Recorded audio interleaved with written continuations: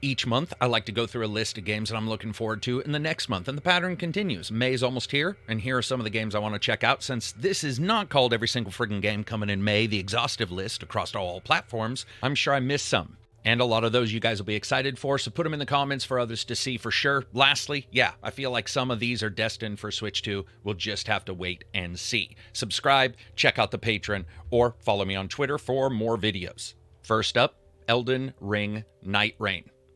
Elden Ring was an excellent game that took the Dark Souls world into a different realm entirely, whether it be literally or figuratively. And Night Rain looks to do, well, something.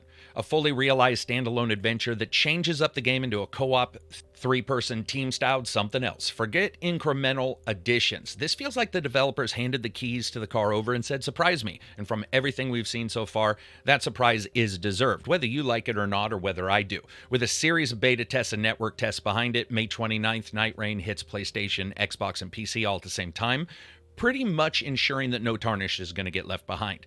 Night Rain unfolds in this twisted, procedurally generated hellscape known as Limveld, a warped, ever-changing version of Limgrave, shifting beneath your feet each playthrough, ensuring that no two trips are exactly alike.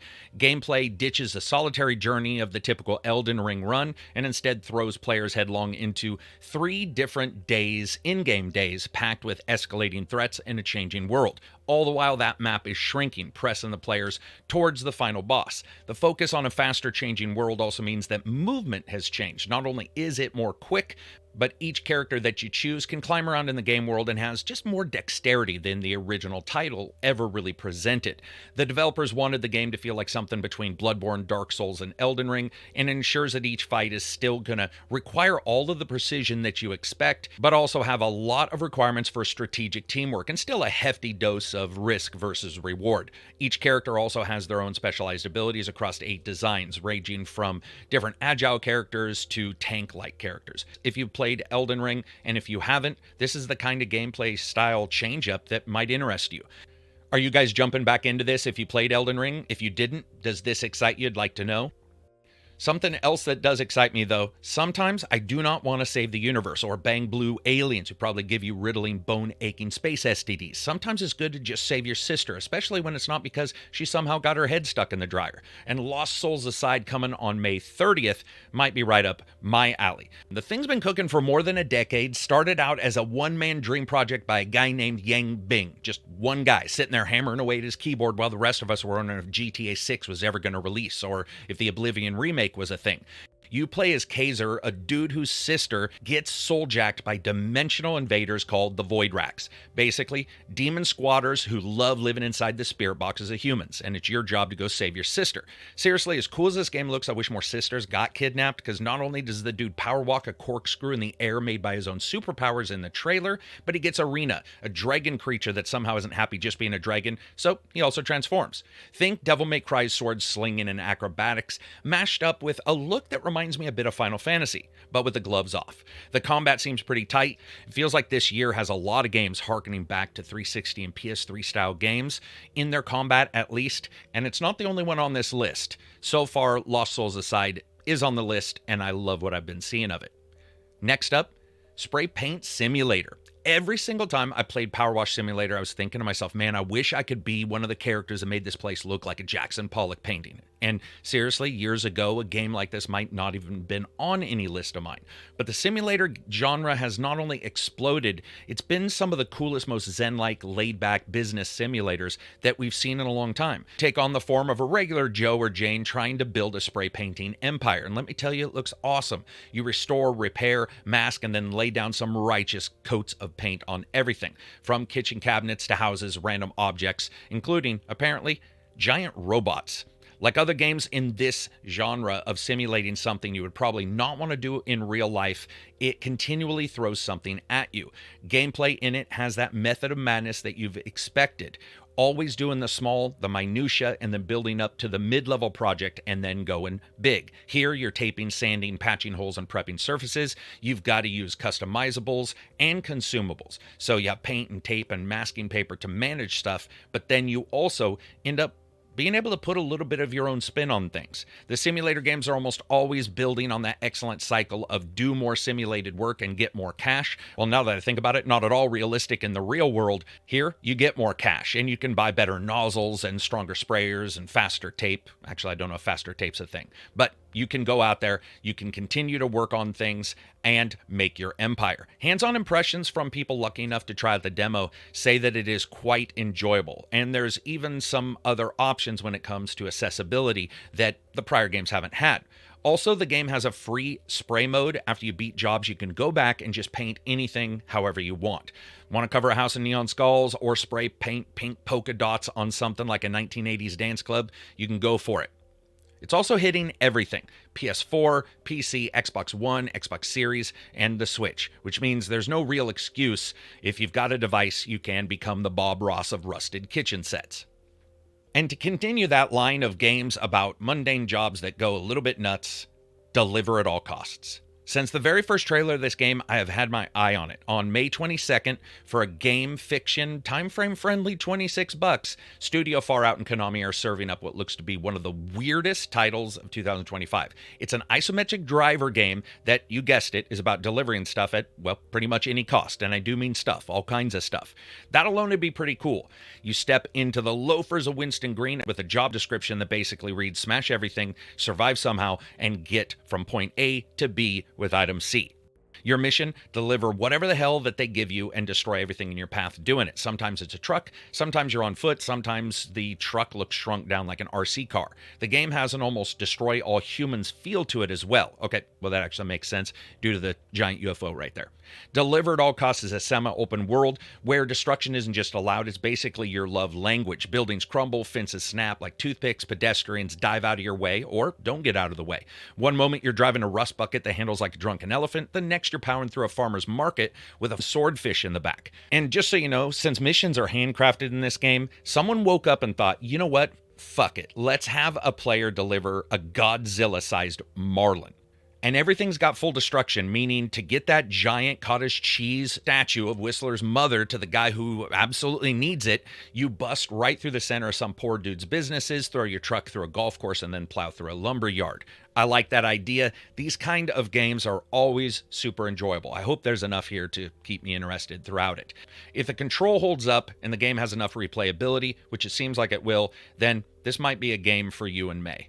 But maybe you're not into that. Well, maybe Blades of Fire's more your speed. A culmination of ideas from the minds of developers that worked on Metroid Dread and Castlevania Lords of Shadow and watched too many episodes of Forged in Fire on the History Channel. This is an action-adventure game, and it's a dark fantasy realm where steel has actually turned to stone thanks to a curse from some evil queen. You step into the boots of the main character, a warrior with a sacred hammer, on a quest to restore metal to the world like a 1980s music video. You topple the tyrant with a good old mix of God of War and Dark Souls ideals, and Castlevania channeled again through a 360 filter in a way. Some moments of it actually look a bit like Kingdoms of Amalur, except here, where most games have a mixture of character traits merged with weapon abilities and stats, Blades of Fire changes that up. It aims directly for channeling its namesake. It's all about weapons. Weapons degrade with use, and you're constantly caring for them, but also changing their abilities, crafting new ones, and judging stats like weight, durability, damage, and, yes, even length. And even doing a mini-game when forging it to adjust its quality. If anyone had problems with the fucking horseshoes in Kingdom Come Deliverance 2, then maybe be prepped. My only hope is that this doesn't turn into a menu fest where you're so busy in the menus that it's like playing The Division 2, which, especially in the in-game, can feel like a menu simulator. Also, can we all admit that the friggin' hammer he is using on the forge looks 20 times better than any weapon he's using? I don't know why he doesn't take it out, but that'd be a pretty short game if he took Walmart Mjolnir out as his first weapon and couldn't find anything better. But it's not all about just those stats. There's some complexity here. For example, each face button corresponds to directional attacks and targeted ones on the head, torso, left, and right of the enemy, allowing for you to target different weak points. We just have to see if this is enjoyable in a complex way or if it's a goddamn Greek tragedy. Here in Blades, the weapon you use also falls where your body does when you die. So if that sweet-ass sword of +10 to adding orifices is lost in the mountains, the only way to get it back is to book it back up there and try to find it. And who knows, you might be doing that a ton of times. Again, it's coming out May 22nd for PlayStation 5, Series X and S, and PC through the Epic Store. So if you can't hit a shortcut for the Epic Store, it's not going to be on Steam. But what will be on Steam is Roadcraft May 20th. This is for PlayStation 5, PC, and the Xbox Series devices. Roadcraft, if you haven't seen my preview on it, the video's on the channel and dives deep into what it is. And what it is a new game from the SnowRunner and MudRunner games developers. What it isn't is directly one of those. It's not Expeditions either. It's its own thing. In Roadcraft, you're not only powering through mud and dirt, you're actually moving it. You're saving towns as the boss of this disaster recovery outfit. You're rolling after hurricanes or earthquakes and Mother Nature's worst tantrums to clear debris, lay down some roads, and fix up the other means of transport as well as bridges that keep people alive and, well, eating.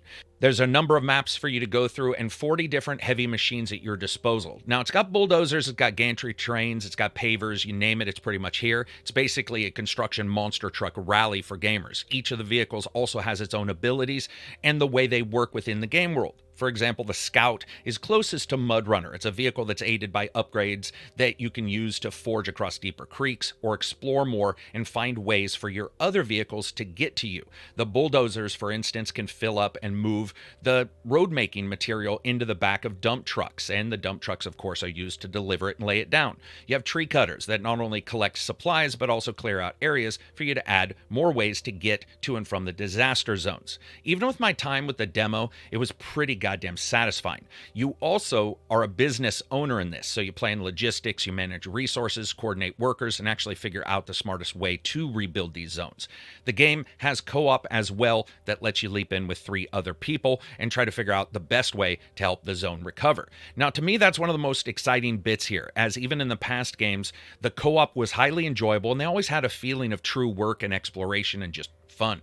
That does mean, again, that this isn't SnowRunner or the others in the series. It does have less options when driving around vehicles. For example, gas management, because you're the one that's hired by the governments and supplied with gas to repair those locations.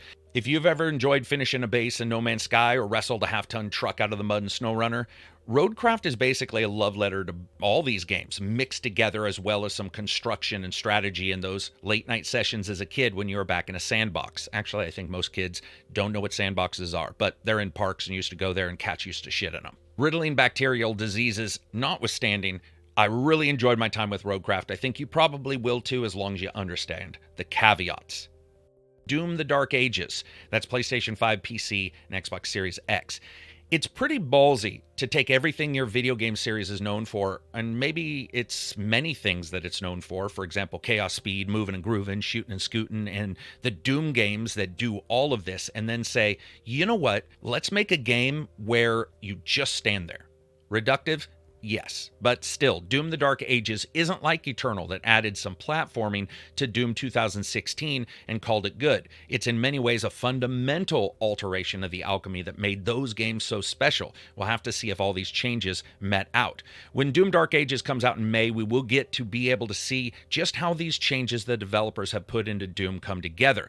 And if Doom Guy's medieval murder kit and the cathartic kill comboing that we've always enjoyed in the prior games is still here. In the Doom games, you've always been a one-man extinction level event. If you had a middle name in it, it'd probably be friggin' Chicxulub. But in Dark Ages, you trade out the modern for the medieval, well, semi-medieval. For example, you have a shield saw, which is exactly what you think it is. Basically, it's like somebody looked at the chainsaw bottom of a Gears of War gun and muttered to themselves, pussies, and then made an entire shield out of it, which has you blocking demon claws, parrying enemy paws, and then sending spinning saws into the enemies like a tank.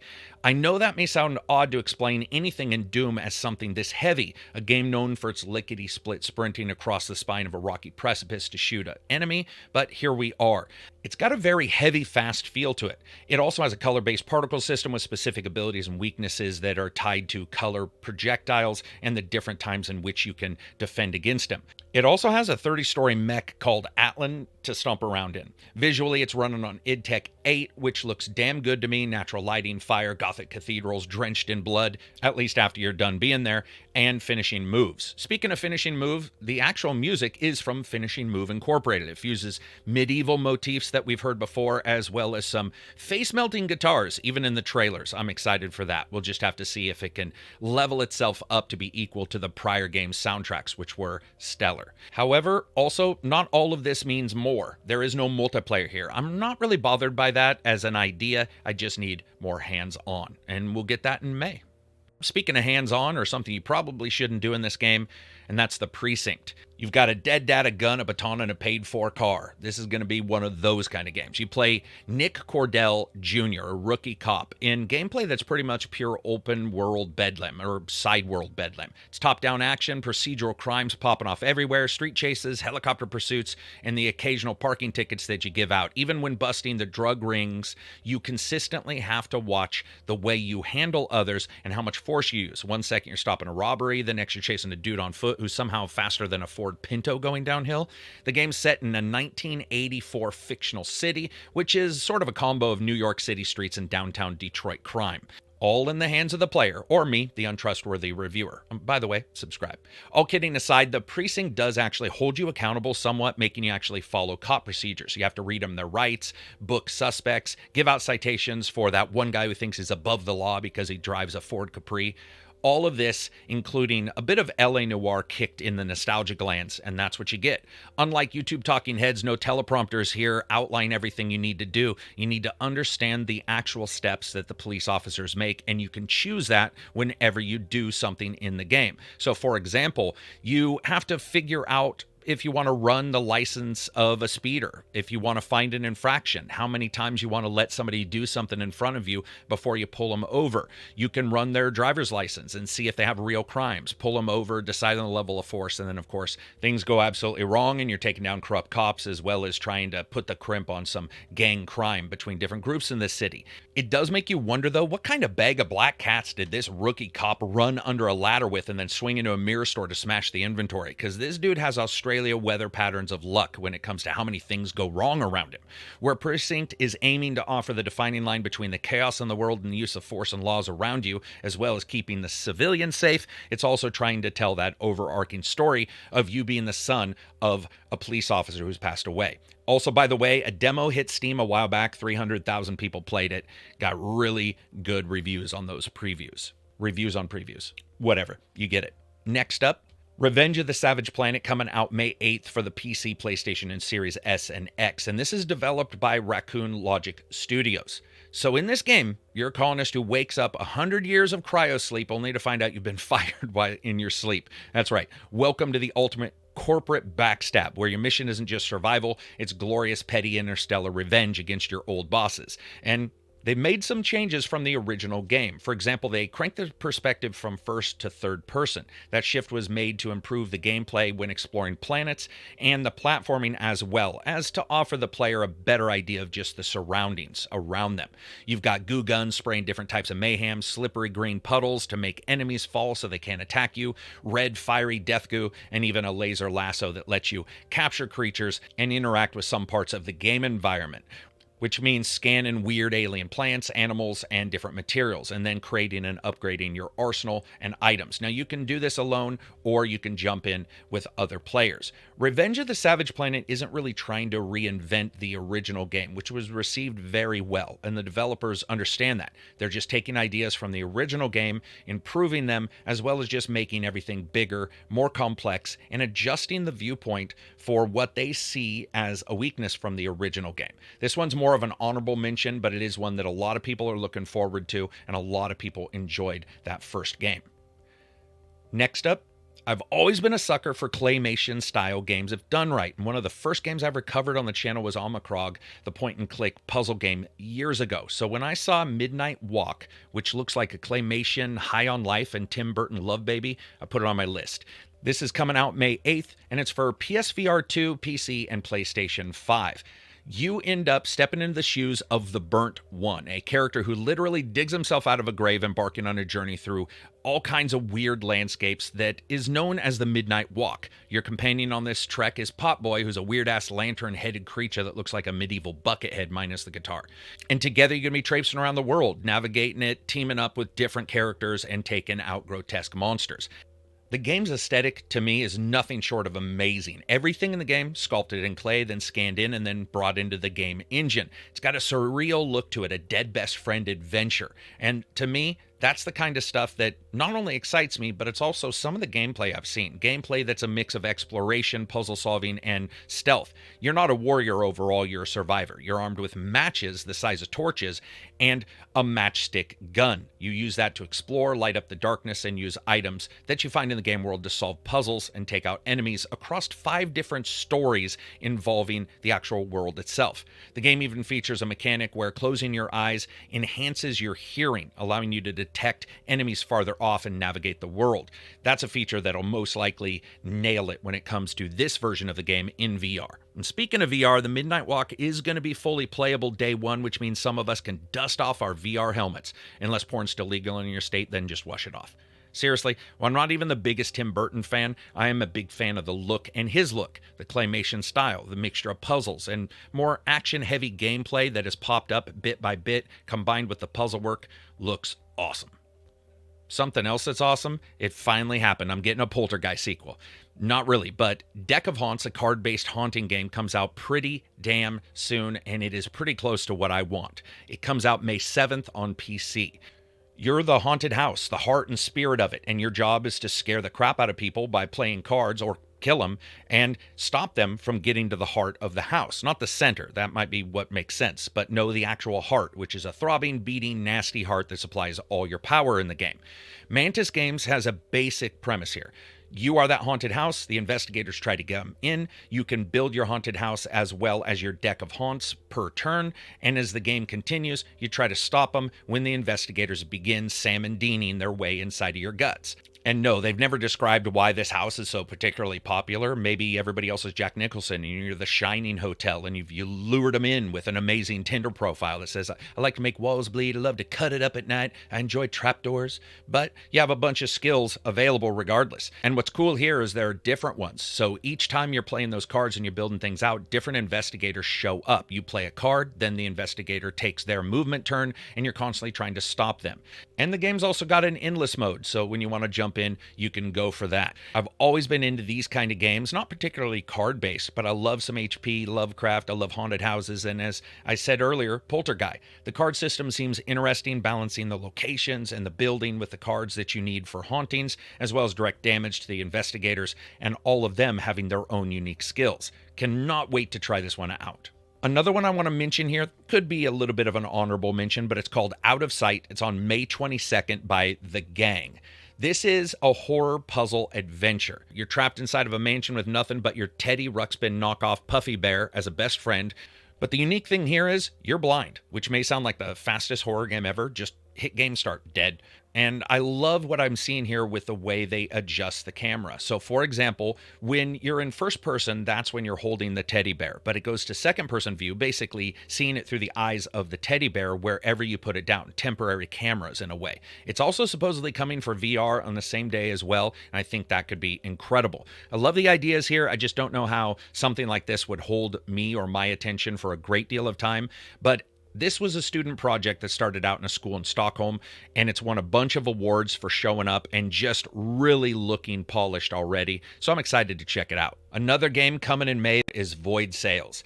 So Void Sails is basically Treasure Planet, the Disney cartoon, as a game, or close enough. You take your flying air and space-going sailing ship and explore the worlds around you, consistently meeting characters, upgrading the ship, and engaging in ship-to-ship battles. Think Spelljammer and Treasure Planet, and you're halfway there. Switching between an overmap with a step-by-step kind of travel system, where you run into situations based on fate each step of the way.